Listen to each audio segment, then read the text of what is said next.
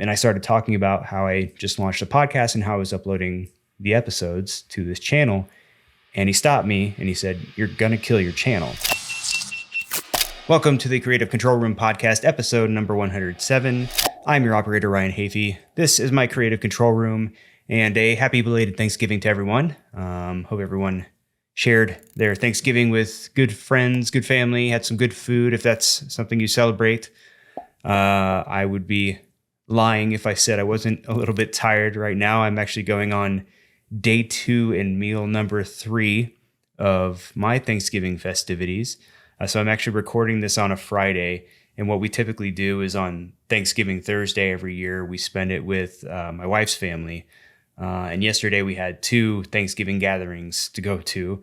And then on Friday, the next day, we kind of do our own thing. So even before sitting down to enjoy our meal, I was still swollen and bloated from the day before, but it was good. The food was great. Had some good times with family and friends and everything like that. So it was all worth it, but I've still got all the tryptophan and carbs coursing through my veins. So a little bit sleepy, but we're going to power through this because we've got a lot of good stuff to talk about today. In fact, what we're talking about today are podcasting best practices for YouTube, according to YouTube. That's right. This is all information that's coming from the horse's mouth. So recently, YouTube released a 67 slide PowerPoint style guide, basically on how to optimize your podcast, your video podcast on YouTube. And the guide itself is split up into 3 parts. So they go into channel strategy, content strategy, and content creation. And then there's a bunch of additional topics within each of those sections. Initially, I was going to try and fit all of it into a single podcast episode and kind of review all of the things that they talk about so that you don't have to do it. You can just kind of listen to me talk about it. But I realized that doing that would result in a very long podcast episode, number one. And number two, I don't think I would have been able to get everything in place inside of a week. So what we're going to do, because it's such a long guide, is we're going to break this into a 3-part series. So just like the guide that they released is in 3 parts, we are going to do 3 episodes of the podcast, each one dedicated to one of each of those parts. So we're going to be starting with channel strategy. We're going to be going all over their recommendations for how to best optimize and set up your channel. If you would like to follow along with me as we go through the guide, there is a link in the description below to the guide, as well as some other resources they have on the landing page there. But go ahead and follow along if you like. Otherwise, you can just listen to me drone on, but let's get into it. All right, so let's talk about channel strategy. What does YouTube recommend when it comes to setting up your YouTube channel for your podcast or getting your podcast onto YouTube? Well, for starters, they want you to find your why. And I know that sounds cliche, and it is, but when you boil it down, it makes a lot of sense. So, you want to ask yourself, what's your mission? What's your goal? Why do you want to get your podcast on YouTube in the first place? Really, with any endeavor that you are pursuing, having an understanding of your why and being able to reference back to that is it's good motivation to kind of keep you going. And whenever you feel like faltering or falling off, you can refer back to why you're doing it in the first place. So think about your why. Ask what your goal is. Who is your ideal viewer? What kind of value do you have to provide to your viewer? Ask yourself those questions and then move on. So after that, they go into branding and how to basically set up your channel and what kind of branding elements that they offer you when you set up a channel. So anytime you go to a YouTube channel on YouTube, you've got a few different branding elements at play there. The first thing typically that you will see when you go to a YouTube channel is the channel banner. This is where you would see the credentials. This is where you would kind of let people know the style and the tone of your channel. You could put your social media links, etc. Just sort of a big, nice, colorful, attention-grabbing graphic that's going to draw people in and give people an instant idea of what your channel is about. Then, of course, you have your channel avatar. That's just like your profile picture. It could be an image. It could be a logo, something eye-popping. And then there's the channel trailer. This is an area where I currently lack. And I'm making excuses, but there's a good reason for that. I'm going to wait until I get some of these new episodes under my belt. Then I'll create a channel trailer and I can use some of the B-roll from some of these episodes and kind of sprinkle that in there. But a channel trailer, think of it as just an advertisement for your channel, a video advertisement, something that can very quickly let people know, what your channel is all about. Give them, again, an idea of the style and tone and delivery of the content they're going to see. And because when you go to a channel and there is a trailer there, it auto plays. So people are going to see that channel trailer there very, right away. So you just want to make sure that you are letting people know, using that time wisely to let non-subscribers know this is what you're going to get out of this channel. Why not subscribe, right? And then from here they go into playlists quite a bit. So playlists can be an effective tool for podcasting on YouTube for a few different reasons. Number one being playback. So if you set up and organize your playlists correctly, let's say your podcast goes in chronological order or some kind of sequential order. If someone clicks into a playlist, the video starts playing. It takes all the guesswork out of what to play next. So when that first video ends, it's going to go right to the next video in that sequence. So you take away the need to manually decide what video you're going to play next. Number two is discovery and organization. They split these two things up into different bullet points in their guide, but I mashed them together. But if you organize your content well, you obviously create a better experience for the viewer. In turn, it also makes content easier to find, easier to discovery and organization. And then there's promotion. So you have the full ability to organize and kind of layer your playlist however you would like. So if you have new content that you're trying to really promote that's on the front page of your YouTube channel, you can put it up at the top there. People are going to see it, and you're more likely to get people to view that content versus if you move that content to the bottom of your playlist stack. And then from here, what they did here was, I don't understand. I'm not really sure why they did this, but they had a separate slide. So on the landing page, if you go in the description and click on the link that goes to the landing page where this guide is located, there's another link in there. It's just a single slide guide talking about basically full episode playlists, do's and don'ts. And I assume they're making certain assumptions here. Some of the verbiage on it is a little bit confusing, but I assume that they're making the assumption. I assume that they're assuming that either you have an existing YouTube channel onto which you are uploading a podcast, or you maybe have a YouTube channel on which you have multiple podcast shows that you're uploading there. That's how it kind of reads. It doesn't read as if you have a YouTube channel with a single podcast on it. But nevertheless, this is what they say. So there's do's and don'ts. Let's go through the do's first. Again, this is regarding full episode playlists. You do want to create a playlist for all of your full episodes for each show. That's kind of how they word it. So in other words, again, if you do have multiple shows, create a full episode playlist for each one of those shows. I would assume if you have a single show, you would just want to create one single full episode playlist. You also want to order your playlists as you want episodes to be consumed. So if your podcast is more narrative driven, then you might want to order them from old to new. But if it's more topical, or maybe it's like time sensitive type content, you might want to consider organizing them from new to old. Also, you want to give your full episode playlist the same name as your podcast. This was one that I was a little bit confused about because, again, if you have a single YouTube channel, you're naming the playlist for your full episodes the same exact name as your podcast. So in my case, I should be naming my full episode playlist just the Creative Control Room Podcast, which seems a bit redundant.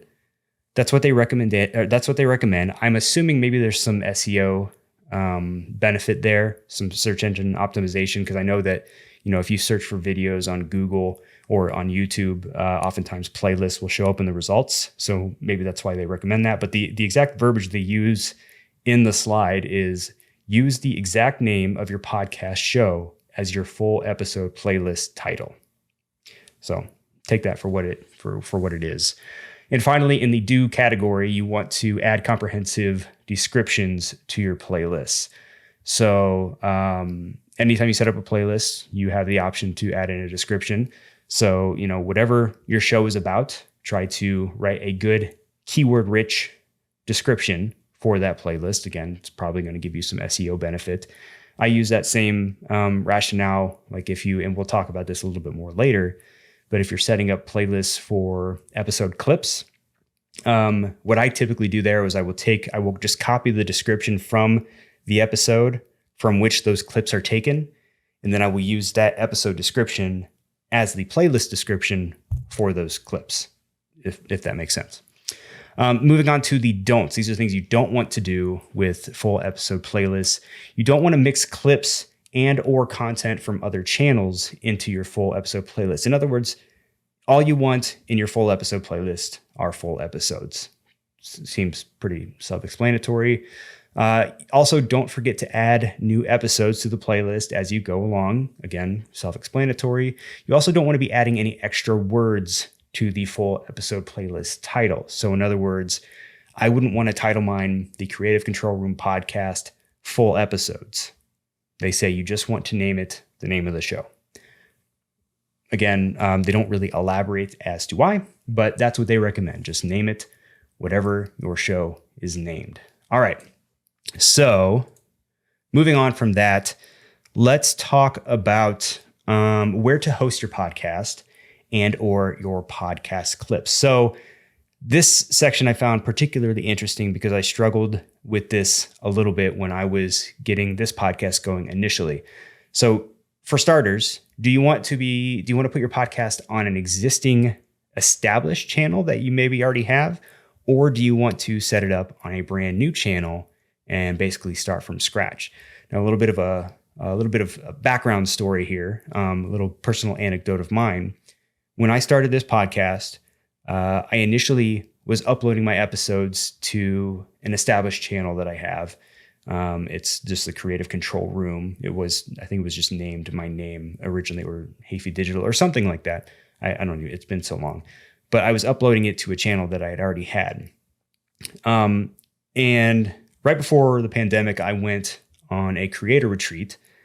And on this creator retreat, one of the hosts of it was a guy named Jevin Dovey. That name may sound familiar. He's an established YouTuber. He does adventure films. He does a lot of creator tutorials and things like that. And he's a wizard when it comes to just YouTube analytics and things like that. So one of the exercises that we did as a group is we pulled up our channels and we just started talking about the channels. And he went through and kind of gave some pointers about how, the branding and things like that. And I started talking about how I just launched a podcast and how I was uploading the episodes to this channel. And he stopped me and he said, "You're going to kill your channel." And his rationale behind that was, if you think of it like this, the content that I was uploading to my channel at the time, not podcast not included, was primarily tutorial or vlog style content. The videos were like 5 to 15 minutes in length. They were edited to be fast moving, and, kind of get the information out there quickly. All of a sudden now I'm uploading this new type of content, which is, the videos, the podcast episodes are a little bit longer, more like 30 minutes or so on average. There's more talking head. The pace was a little bit slower. As a result, I wasn't seeing the same amount of views on those podcast episodes as I would see on a typical video that I would normally upload. And if you do that and you're doing that often, chances are the YouTube algorithm is going to pick that up and start to realize, oh, not as many people are watching your content anymore. And as a result, YouTube may decide to, not recommend your videos to as many people as possible, and you can end up just tanking your channel. So that ended up being his recommendation was to create a brand new channel for the podcast, which ended up being good advice. But in going through this guide, I realized that it was actually a little bit more complex than that. In other words, depending on your particular scenario, there's some additional questions that you might want to ask yourself before you decide whether or not you want to be putting your podcast on a brand new channel. So we'll go through some of the recommendations for why you should upload your podcast to an existing channel or why you should put it on a new channel. So for an existing channel, if you have an existing established YouTube channel and you are considering publishing your podcast to that channel, these are reasons why you should do that. First of all, your podcast is new and maybe doesn't have an audience yet. The audiences of your existing channel and that of your podcast, or at least what you think the audiences will be, are similar between the two, the channel and the podcast. Maybe your podcast is viewed as an extension of your channel's content strategy. That's something that you would kind of have to consider and how those two would blend together. And then your podcast is similar to your current channel format and style. So if the content within your podcast is very similar to the content you're already uploading, then maybe you might want to upload it there. In my case, as I mentioned, it was very different, so probably wasn't the best solution for me.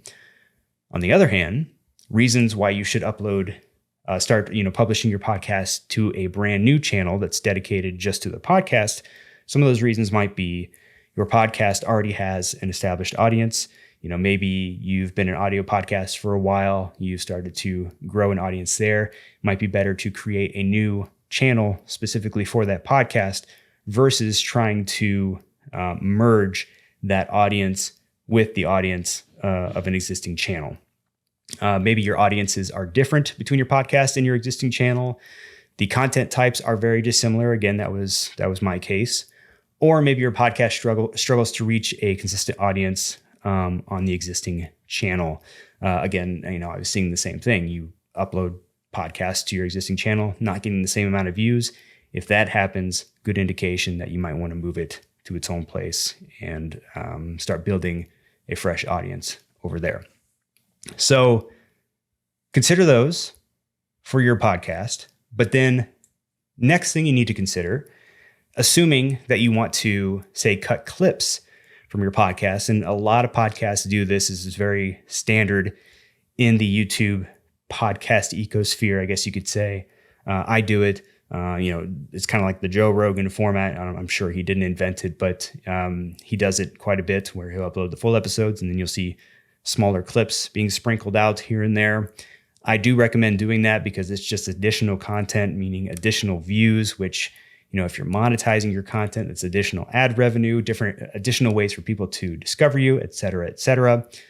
But these are some recommendations as to whether or not you should be publishing your clips to the existing podcast channel or onto their own, their own clips channel, basically. So here's why you would want to merge your full podcast episodes and your clips onto one channel. First of all, an easier promotional synergy, as YouTube says. So you can use your clips to push viewers to the full show. You might have you want to have one unified audience in one place, which that's a big one for me. If you have two different channels, if you have your full podcast channel and then your clips channel, you could be cannibalizing some of your full podcast viewers to go over here. It's also just easier to engage with one singular audience versus having to do it in multiple places, something to consider. If your full shows are packaged as a series and clips are packaged topically, that could be a reason to do one channel, because then you are enabling different discovery methods, different ways for people to find your channel. Obviously, it's less work to have one channel versus two. And also you reduce the risk of splitting your audiences between those two channels, as I mentioned above, kind of cannibalizing your subscribers between the two channels.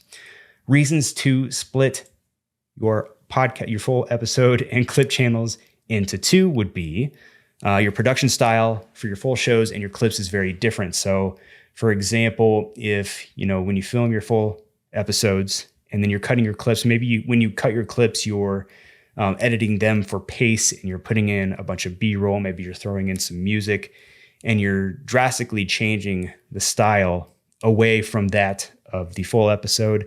Might be a good idea to put it on its own channel because it's a different style of content, and you could run the risk of turning people off who like the format and style of the full episodes versus clips and vice versa. Let's see, the possibility of audiences that would only consume full shows versus clips and vice versa. So again, that's kind of related to the first point.